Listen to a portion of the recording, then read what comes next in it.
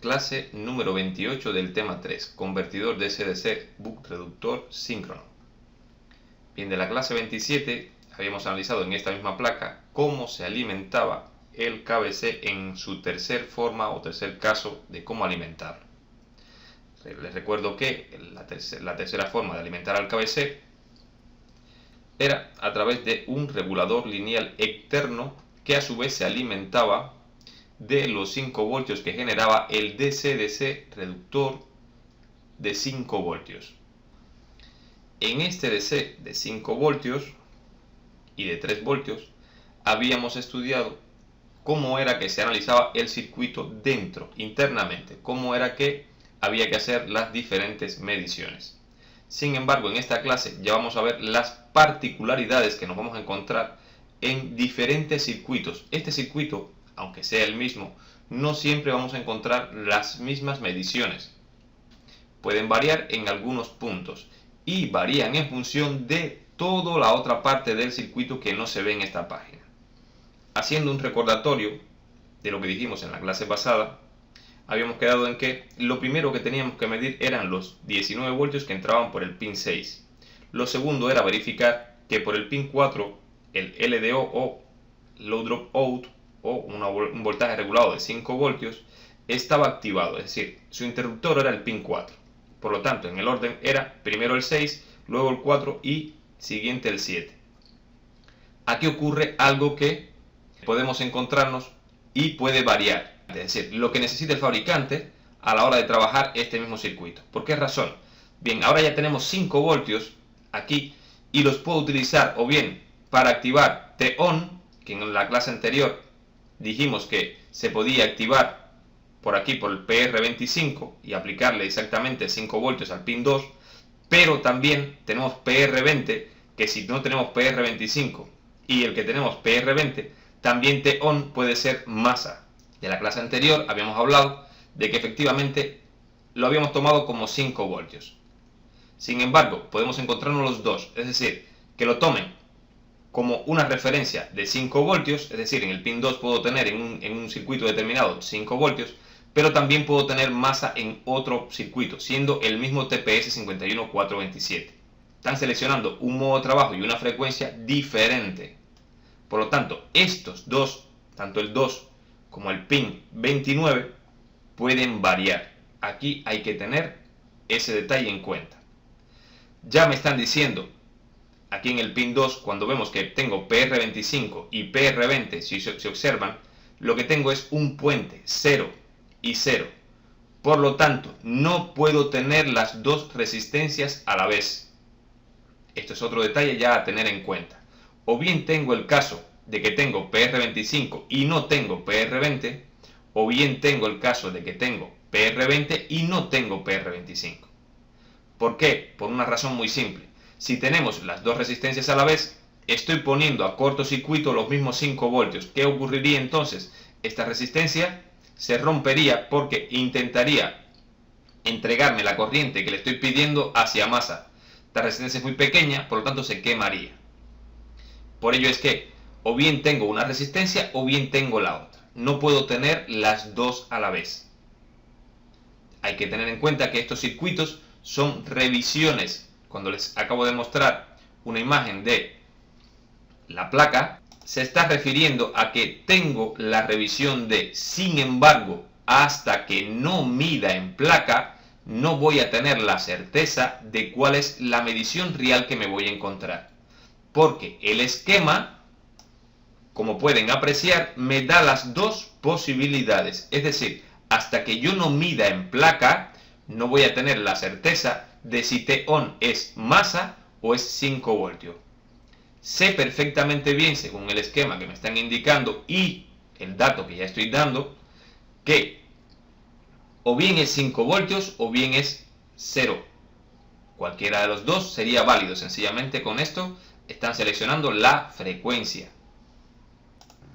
Si observamos en los terminales, dentro de lo que son la hoja de datos de este circuito, vemos que T-on cell, según esté conectado a masa, a VREF2 o a 5 o a 3 voltios, tiene diferentes frecuencias de operaciones.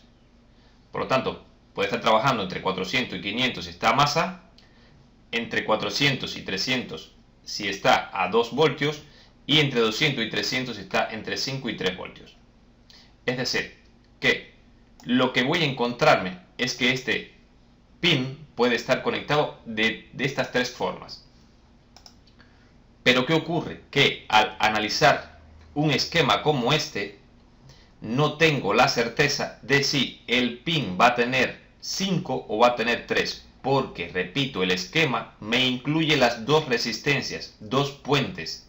Me está diciendo que bien es uno u otro. Bien, en el caso que nos trae en la placa OP6, si hacemos una medición real, nos vamos a encontrar que aquí tiene 0 voltios en la revisión D. La revisión D, la resistencia que está es la PR20 y aquí tendríamos 0 voltios.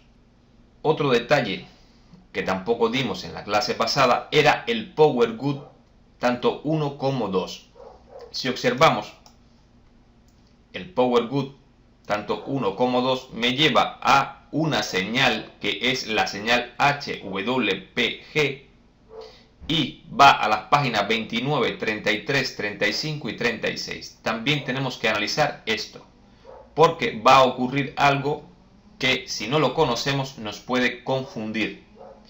Bien, habíamos hablado que T-on podía estar antes o después de la referencia. ¿Por qué razón? Bien, cuando están a masa, tanto T-on como skip, los pines 2 y 29, cuando están a masa, lógicamente desde que conecto el circuito ya el pin tiene su referencia. Sin embargo, si el caso que corresponde es que vaya a 5, lo siguiente que ocurrirá es que el T-on se alimentará del pin 7 cuando haya salida en el pin 7. Pero si es el caso de que T-on se alimenta del pin 1, en el caso, este circuito no, pero ya el fabricante me está indicando de que puede también ocurrir, de que se esté alimentando del pin 1 de 2 voltios para otro cambio de frecuencia, sencillamente entonces el orden de medición sería primero que hayan 19 voltios, segundo que haya el interruptor esté activado de lo que es la salida del 5 voltios, que hayan 5 voltios y los 5 voltios internamente crearán este voltaje del pin 1. Es decir, este valor de referencia se saca de los mismos 5 voltios de forma interna. Por lo tanto, dependiendo de cuál es el circuito que tengo delante, hay que analizarlo de una forma u otra. No obstante, la forma más sencilla de hacerlo es buscar una forma mecánica, algo que siempre comprobemos prácticamente lo mismo. Para mí la forma mecánica de hacerlo sencillamente sería primero que hayan 19 voltios, seguido a los 19, si hay activación de 5 voltios, la activación y por después lo que son la salida de 5 voltios. Después de los 5 voltios, ¿qué reviso? Todos los voltajes de referencia. No obstante, si tengo un circuito que me genera 3 y 5 voltios, en ese mismo orden, analizo o mido 19, activación 5, 3 y luego 2. De una forma u otra, el T-on y el skip se alimentarán de masa de 3, de 5 o de 2. Por lo tanto, ese es el orden de medición siempre de todos los circuitos. Da igual el que nos pongan delante o el que tengamos delante a la hora de reparar. La medición siempre es la misma. 19, 5, 3, 2. O, de otra forma de decirlo, 19 voltios de alimentación, salida de 5 voltios, salida de 3 voltios, sea la que sea, y después de esto, la salida de referencia. ¿Por qué razón digo salida de referencia y no 2 voltios? Bien, porque el valor de referencia no siempre son 2 voltios, pero sí el valor de referencia. Y me refiero a ref o vref, porque también nos podemos encontrar ref 5, ref 4, ref 2, ref 3, Me refiero a ref. Esto muchas veces viene como vref o ref. Bien, en este caso viene como ref. Si el circuito trae vref 5 o vref 3, se refiere a los valores regulados de 3 y de 5. Porque también podemos encontrarnos ese detalle. Que diga vref 3, vref 5, vref 4 o vref 2. vref 4 es que el voltaje de referencia es de 4 voltios o también puede ser un voltaje de 2 voltios. En la medida que estemos midiendo todos estos circuitos, lógicamente tendremos que adaptarnos, pero les comunico, podemos hacer esta medición prácticamente de forma mecánica. El orden, repito nuevamente, alimentación, salida de 5, salida de 3, voltaje de referencia, T-on y skip. Si hay voltaje como este, que recuerden que aquí hay un VSC y un VDD, y me refiero a lo que es la alimentación interna de lo que es el módulo de SDC, el que fabrica los pulsos para aplicarlos a estas puertas. Bien, ese módulo se alimenta o bien con VSC o VDD. Por lo tanto, después que mido estos voltajes primarios, lo siguiente que tengo que hacer es garantizar que los módulos estén alimentados. No obstante, en este mismo circuito podemos encontrarnos, si vemos la hoja de datos del fabricante, en este detalle específicamente, este es el módulo de SDC y me está indicando que los amplificadores de salida, este amplificador y este amplificador, lo vimos en la clase pasada, se están alimentando a través de 5 voltios, a través de este MOSFET y directamente en este punto. 5 voltios y 5 voltios están siendo aplicados en esta parte superior de este amplificador y esta parte superior de este amplificador. Sin embargo, cuando midamos en real la placa, lo que es la OP6, veremos que aquí no tenemos 5 voltios, es decir, los BST, el voltaje BST no tiene 5 voltios, tiene un voltaje diferente. ¿Por qué? Porque internamente el fabricante también puede provocar que ese voltaje sea diferente. Bien, son detalles que tenemos que adaptarnos y manejarlos a la hora de trabajar esto. No quiere decir que, por ejemplo, si yo veo que el BST, y me refiero al BST1 y al BST2, vemos que tiene un voltaje diferente, no quiere decir que está mal. Lo que no puede ocurrirnos es que este BST o este amplificador no esté alimentado. Por lo tanto, después que midamos todo lo que son los voltajes principales y secundarios, voltaje principal me refiero a este voltaje que está en el pin 6, que es el 19, y el voltaje que entra por el pin 4, que es el mismo voltaje del pin 6 que han pasado por este diodo, recuerden esto, el voltaje principal de 19 lo han pasado por este diodo, aquí hay un divisor, aquí entran 13, y algo de voltios, y estos son voltajes principales, es decir, principales porque dependen directamente de los 19 voltios. Sin embargo, estos 19 voltios internamente crean más voltajes, voltaje de 5 y voltaje de 2 en este caso. Recuerden que habíamos dicho que el pin 5 no estaba conectado, pero en otros circuitos o en otros diagramas, por el pin 5 saldrían 3 voltios. Bien, cuando tengo estos voltajes ya creados, lo siguiente es garantizar que lo que son los dispositivos o los bloques internos de SDC estén alimentados y se alimentarán directamente o bien de 5 o de 3 voltios, normalmente de 5. Bien, ¿cómo llegan? Bien, llegan por VSC o VDD. Si no lo conocemos es muy fácil de entender, nos vamos a la hoja de datos del fabricante y enseguida lo podemos ver. Bien, cuando ya tenemos garantizado que tenemos alimentados los bloques de SDC que generan los pulsos para atacar a estas etapas, sencillamente tenemos que garantizar que tanto lo que es el selector de frecuencia como el selector del modo de trabajo, pin 2, T-on y skip pin 29, tengan alimentación. Bien, cuando ya tenemos eso garantizado, entonces tendríamos que tener obligatoriamente activadas las entradas para que los módulos se activen y comiencen a funcionar. Estos módulos, recuerdo que para que funcionen tienen que tener alimentación y también tienen que tener alimentados los VST, es decir, los amplificadores que amplifican estos pulsos antes de que lleguen a las puertas. Por lo tanto, ese es el orden que tengo que revisar. Alimentación primaria, alimentación secundaria, alimentación de referencia, alimentación de los bloques internos que generan estos pulsos. Y después de esto, los VST. Y después de esto, garantizar que esos bloques tengan T-on y skip correctamente. Es una rutina de trabajo a la hora de medir esto. Y por último, cuando ya tengo todo esto correcto, entonces mido las activaciones de esos bloques internos. Y esas activaciones, si están a nivel alto, tendría que tener obligatoriamente pulsos en este punto, o directamente puedo irme a los inductores magnéticos de salida y garantizar que en ellos tengo 5 voltios, siendo esta etapa, y 3 voltios siendo esta etapa.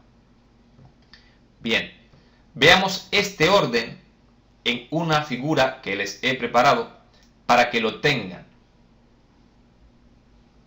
Aquí pueden ver, en esta figura pueden ver un orden determinado. Primero, entran los 19 voltios.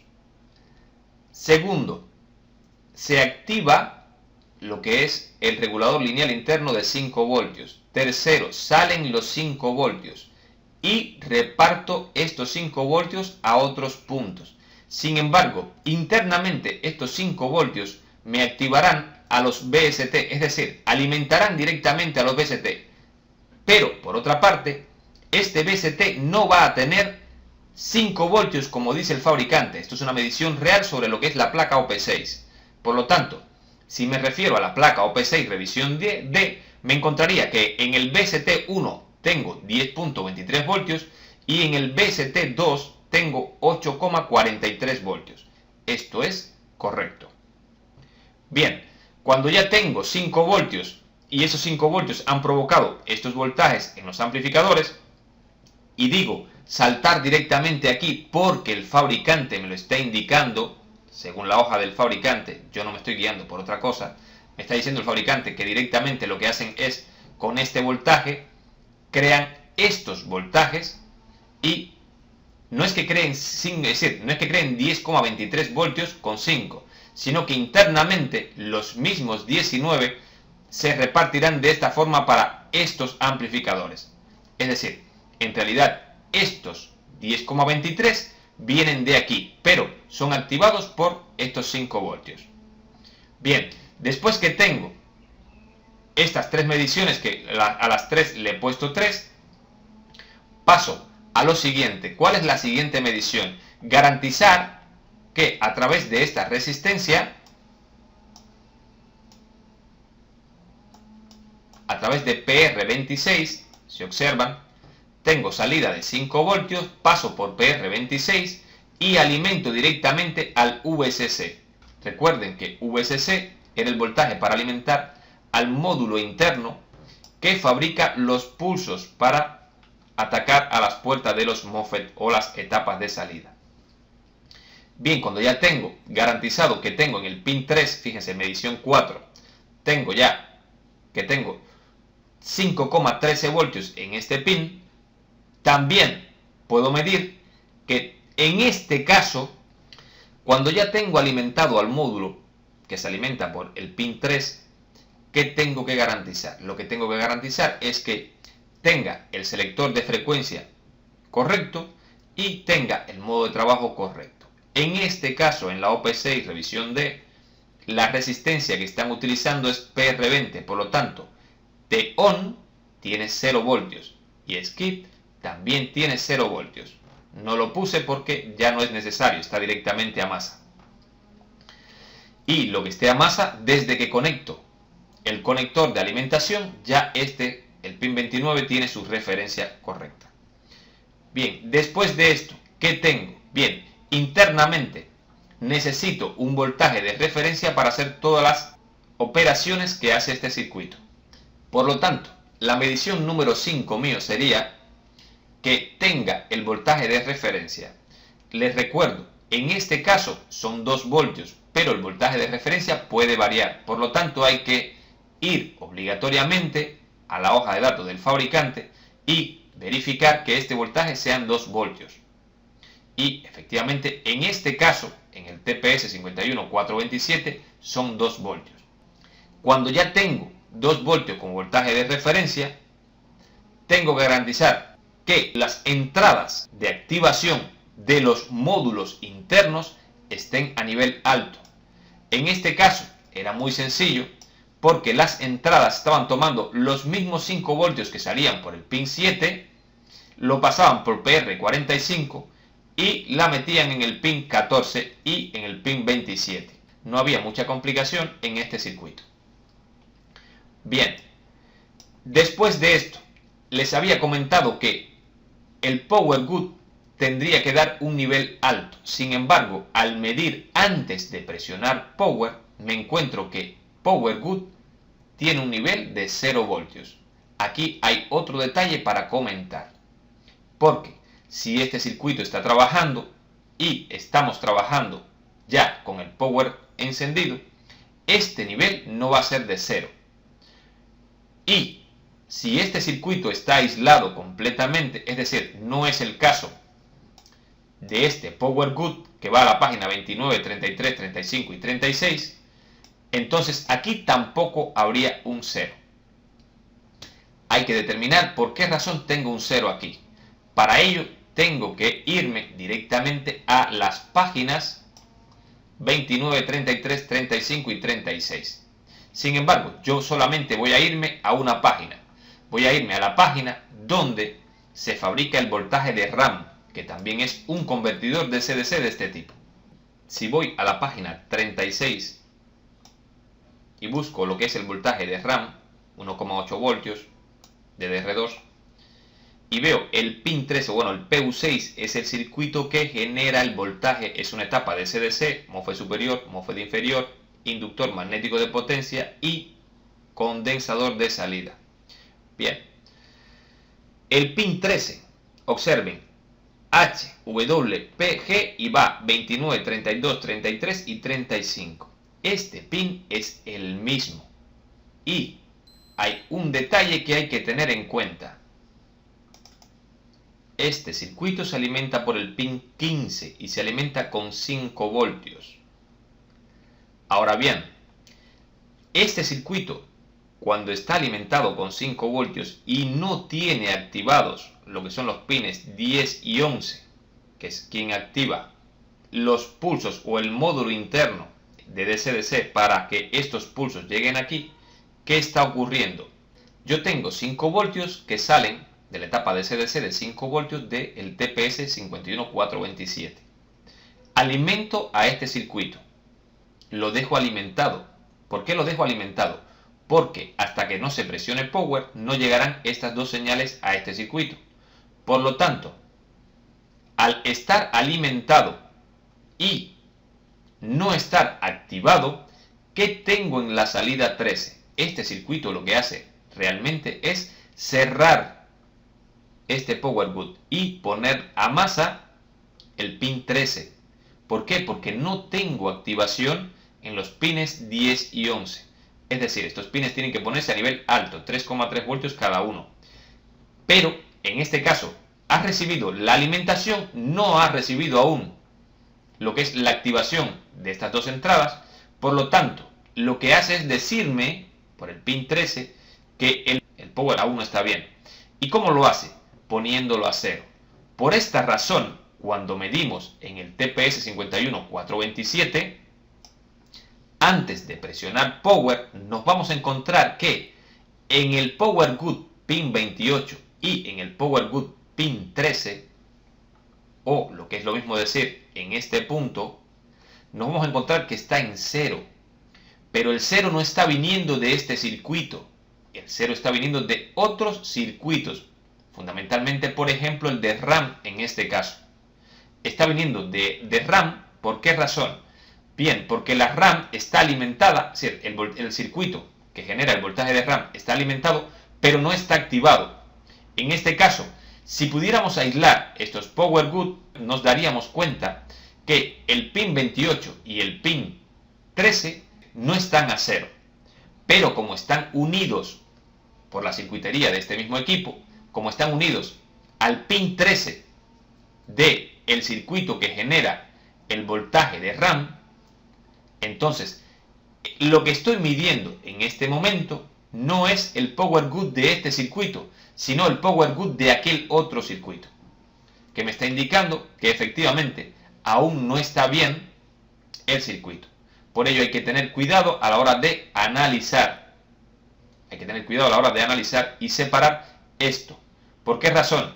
Bien, porque este power good se va a poner abajo, a nivel bajo, si encuentra un problema en la salida. No obstante, si retiro PR36, la levanto, me doy cuenta de que power good 2 no estaría a nivel bajo.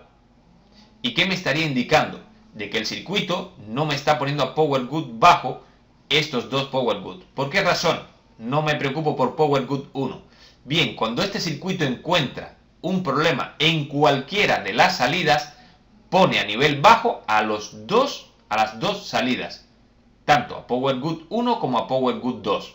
Me basta con cerciorarme de que este power good esté a nivel alto o sencillamente alta resistencia. ¿Qué quiere decir? Que cuando el circuito esté alimentado,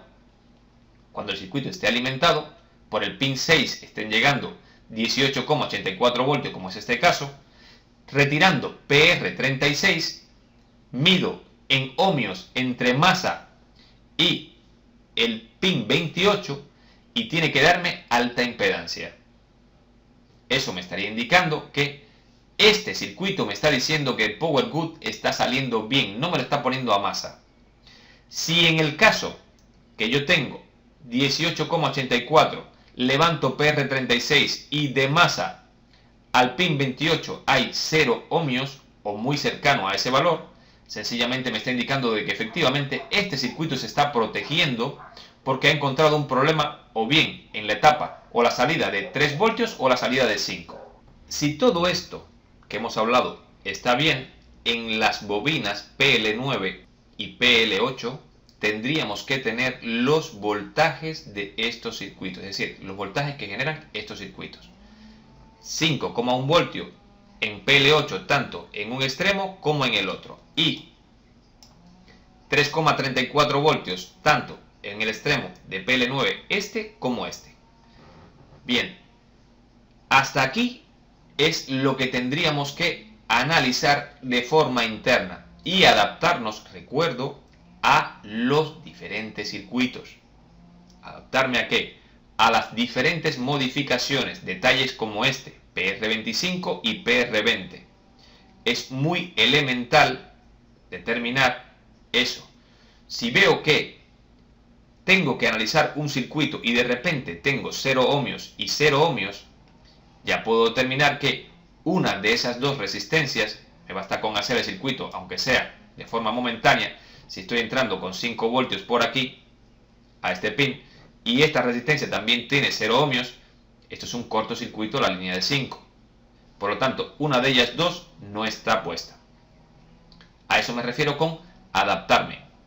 Bien, otro detalle es que, por ejemplo, PR29 y PR33 son de 0 ohmios las dos. Ya les puedo indicar perfectamente que PR33 en este caso no está puesta. ¿Por qué razón? Porque no puedo poner la línea de 3,3 voltios a masa a través de PR33. Por lo tanto, esta resistencia también no está puesta en este esquema. Detalles como este, repito, hay que adaptarse. Hay que adaptarse, ¿por qué? Porque no soy yo quien fabrique estos esquemas. Bien, ¿qué tenemos hasta aquí? Ya tenemos una secuencia para poder trabajar estos convertidores DC-DC y adaptarme a cualquier convertidor DC-DC de este circuito, sea el que sea.